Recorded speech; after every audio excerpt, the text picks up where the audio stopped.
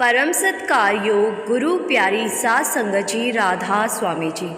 सात संगत जी, बाबा जी ने ब्यास नदी से पानी लाने को किस लिए कहा?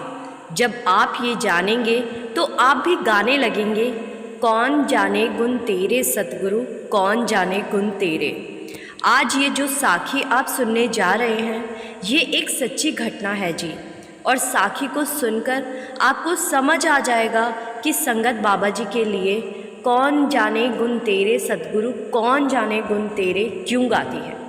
ये बात बिल्कुल सही है कि बाबा जी की लीला को समझ पाना हम संगत के बस की बात नहीं है। सात संगत जी, बाबा सावन सिंह जी के समय में जब भंडारे होते थे तब इतनी संगत नहीं थी जितनी आज डेरे से जुड़ चुकी है। लेकिन उस समय के हिसाब से अगर बात की जाए तो उस समय जब भंडारे होते थे तो डेरे में बहुत ज़्यादा भीड़ हो जाया करती थी। और आप जानते ही हैं कि बाबा जी अपनी संगत का बहुत ध्यान रखते हैं। बाबा जी ये कभी भी नहीं चाहते कि उनकी संगत जब डेरे आए तो संगत को कोई परेशानी उठानी पड़े। तो ऐसे ही बाबा सावन सिंह जी के समय में बाबा जी का भंडारा था और हर बार के भंडारे को सोचकर ही वहाँ उस भंडारे में भी सेवादारों ने इंतज़ाम किए थे। लेकिन इस बार अनुमान से बहुत ज़्यादा संगत डेरे में पहुँच रही थी।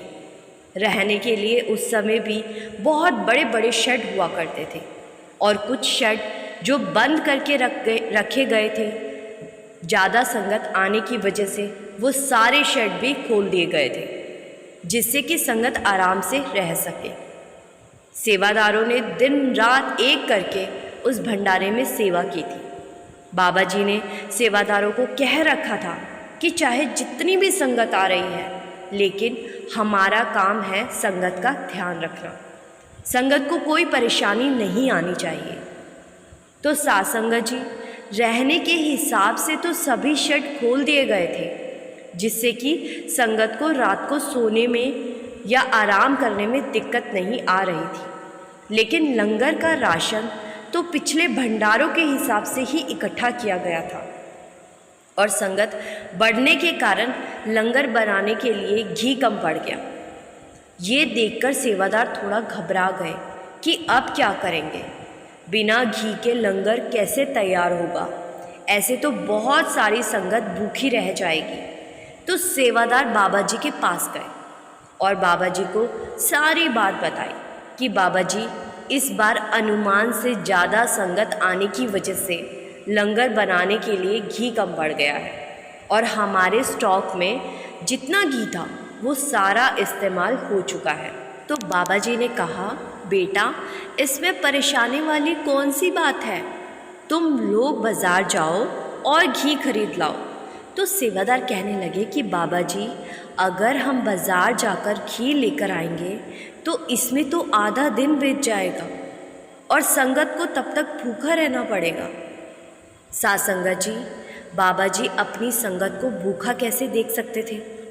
तो बाबा जी ने कहा कि बेटा एक काम करो, तुम सारे सेवादार ब्यास नदी पर जाओ और घी के जितने भी खाली टीन हैं उसमें पानी भरकर ले आओ।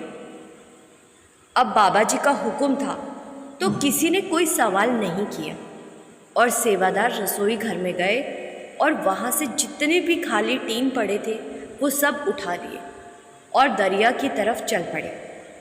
रास्ते में एक सेवादार ने पूछा कि हमें घी चाहिए, पानी थोड़ी ना चाहिए। तो दूसरे सेवादारों ने कहा कि ये तो बाबा जी की ही जाने, हमें तो जैसा हुक्म हुआ है हम वैसे ही करने जा रहे हैं, बाबा जी की लीला तो बाबा जी ही जानते हैं। तो सभी सेवादार नदी के किनारे पहुंच गए और सभी ने खाली टीनों को नदी के पानी से भर दिया और वापस लंगर घर की रसोई में पहुंच गए। और एक सेवादार ने बाबा जी को जाकर बताया कि सभी टीनों में पानी ले आए हैं। तो बाबा जी ने कहा कि ठीक है, अब पानी से सब्जियां और दाल बना लो। ये सुनकर सेवादार हैरान हुआ और पूछने लगा कि बाबा जी, मेरी कोई औकात तो नहीं कि मैं आपसे सवाल करूं, लेकिन पानी से सब्ज़ी कैसे बनेगी? तो बाबा जी मुस्कुरा पड़े और कहने लगे कि सब मालिक पर छोड़ दो, और जैसा मैंने कहा है वैसा ही करो।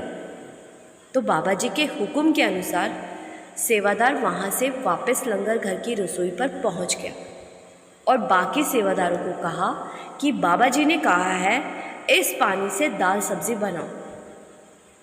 तो ये सुनकर सेवादार भी हैरान थे कि पानी से कैसे सब्जी और दाल बनेगी, लेकिन बाबा जी का हुक्म हुआ था तो एक बड़ी कढ़ाई को चूल्हे पर चढ़ाया गया और पहले एक टीन को उठाया और कढ़ाई में पलट दिया।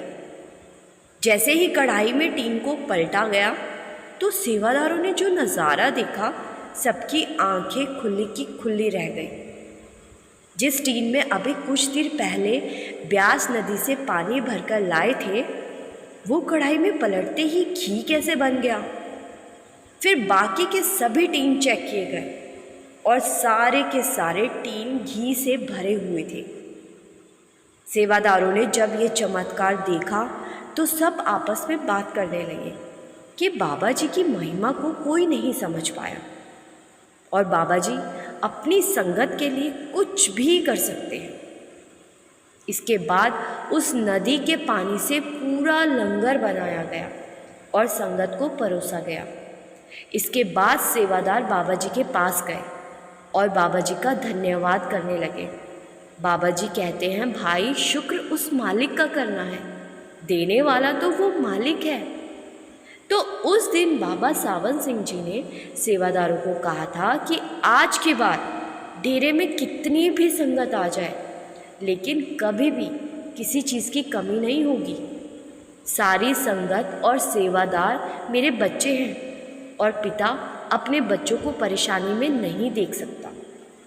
साथ संगत जी, बाबा जी के वचन थे कि डेरे में संगत को कभी भी किसी चीज़ की कमी नहीं होगी और आज इतने सालों के बीत जाने के बाद भी डेरे में कभी किसी चीज़ की कमी नहीं हुई, चाहे कितनी संगत डेरे में पहुंच जाए।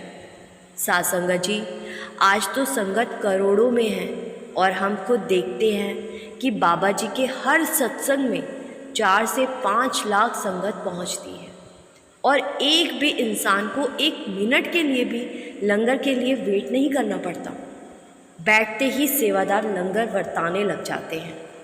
सब कुछ डिसिप्लिन से होता है, नहीं तो जहाँ इतनी ज़्यादा भीड़ इकट्ठी होती है वहाँ धक्का मुक्की होना एक आम बात है। लेकिन बाबा जी के सेवादारों ने सारे इंतज़ाम इस तरह से किए होते हैं कि संगत को इतनी भीड़ होने के बाद भी ज़रा भी परेशानी नहीं होती। कार पार्किंग से लेकर पंडाल में बैठने तक को एक सुनियोजित तरीके से मैनेज किया जाता है। आज डेरा हर तरह की आधुनिक सुविधाओं से भर चुका है। डेरे में पहुंचकर ऐसा फील आता है जैसे हम हिंदुस्तान के किसी शहर में नहीं बल्कि एक विकसित देश के किसी शहर में आए हैं। साथ संगत जी, ये साखी आपको अच्छी लगी तो कमेंट में राधा स्वामी लिखकर अपने शहर का नाम ज़रूर लिखिएगा। और आपसे एक और विनती है जी, संगत के अपने इस चैनल को सब्सक्राइब ज़रूर कर दीजिएगा। यहाँ पर हम हर रोज़ संगत के लिए प्रेरणा से भरी साखियाँ अपलोड करते हैं जी। गुरु प्यारी साथ संगत जी, राधा स्वामी जी।